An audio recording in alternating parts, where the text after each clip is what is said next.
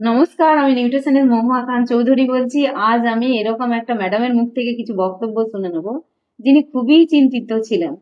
উনি চারদিকে দিশেহারা, কোথাও কিছু রাস্তা দেখতে পাচ্ছিলেন না। তো ওনার ওই চিন্তা মুক্ত করার জন্য আমরা ওনার মুখ থেকে কিছু তার ফিডব্যাক জেনে নেব, মানে কি তিনি চিন্তায় ছিলেন। তো ম্যাডাম, আপনার পরিচয় একটু বলবেন সবাইকে। নমস্কার, আমার নাম রানু গিরি। আমি দীঘা রামনগর থেকে আসছি। আমার মেয়ে দীপান্বিতা গিরি। ওর ব্রেস্টে টিউমার হয়েছিল। আচ্ছা, কতদিন হয়েছিল ম্যাডাম? ডিসেম্বর থেকে আমি জানতে পারি। আচ্ছা, এখন কেমন আছে? এখন আছে মানে আমি এখানে চিকিৎসা করানোর পরে অনেকটাই ভালো। কালকে এই দুদিন চিকিৎসা করেছি। এখানে আসার পর কি কি করা হয়েছে? মাইন্ড ডিটক্সন, বডি ডিটক্স করা হয়েছে। তো শুনছিলাম আপনার হাজবেন্ড আসছেন, তিনজনেই করেছে? হ্যাঁ, আমরা তিনজনেই করেছি। তিনজনেই এখন খুব একটু কেমন লাগছে? ভালো, একদম হালকা, শরীরও ভালো লাগছে। ওকে, তো এই আপনার মেয়ের কি হয়েছিল বলছিলেন? তো ওর বেস্ট টিউমার হয়েছিল। এবারে সে তো আমাকে বলেনি, সে ইউটিউব দেখে বিভ্রান্ত হয়ে গেছে। এবারে সে বললো আমার ক্যান্সার হয়েছে, আমি মারা যাব, এইভাবে কান্নাকাটি, ঘর থেকে বেরোলো না। স্কুল টিস্কুল সব বন্ধ করে দিল, দিয়ে ঘরের ভিতরে বসে থাকতো, দরজা বন্ধ। হ্যাঁ। তারপরে আপনারা কি করে বুঝলেন? আমি ওকে কান্না করতে, আমি তাকে জিজ্ঞেস করতে, সে অনেক পরে আমাকে বললো যে এই ব্যাপার। তারপর আমি আমারও একটা মেয়ে, আমি তো দিশেহারা হয়ে গেছি যে কি হবে, কি করলে কি হবে। তারপর আমি হোমিওপ্যাথি ডাক্তার দেখাই। তখন তো আমি এটাই এসছিলাম না, জানতাম না। তারপর একদিন কল্যাণী প্রধান, উনি আমার কলিগ আছেন, তো উনি আমাকে একদিন দেখালেন যে কাঁচা ইজ ইকুয়াল টু বাঁচা, ওই সমীর কুমার ধারার ইয়েটা। তারপরে আমি ওনার প্রোগ্রাম দেখে আমার খুব ভালো লাগলো। ন্যাচারাল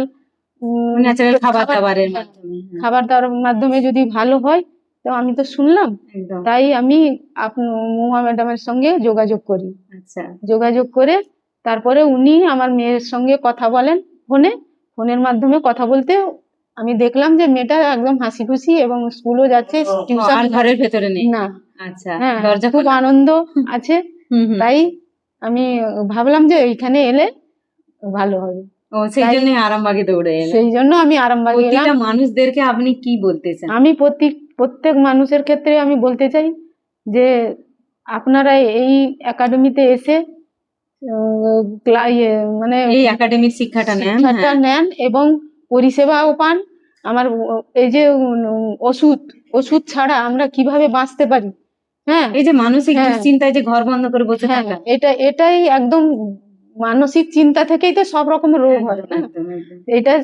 এটা ছাড়া যে ভালো সুস্থ থাকতে পারে, সবাই ঘরে সবাইকে ভালো রাখতে পারে,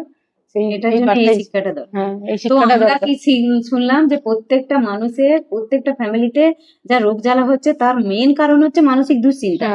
তাহলে মানসিক দুশ্চিন্তা থেকে যদি আমরা এখানে দূরে থাকতে চাই, তাহলে কি করতে হবে?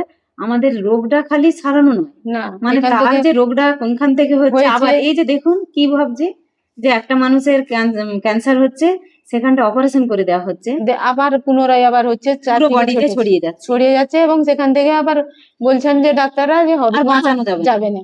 কিন্তু এখানে এসে সেই পরিষেবা পেয়ে, প্রাকৃতিক পরিষেবা পেয়ে এখানে ভালো হচ্ছে। কিভাবে ভালো হচ্ছে এটা জানতে গেলে কি করতে হবে? এডুকেশন একাডেমির মাধ্যমে এই এডুকেশনটা, ইনি কি বলছেন, এনারা এডুকেশনটা নিয়েছেন এবং সেখান থেকে এই সুস্থতাটা পেয়েছেন। তাই আমি আমার মেয়েকে এই এডুকেশনটাই ভর্তি করে দিয়েছি। একদম একদম। তো থ্যাংক ইউ সবাইকে এতটা শোনার জন্য। ওকে, থ্যাংক ইউ সো মাচ। নমস্কার।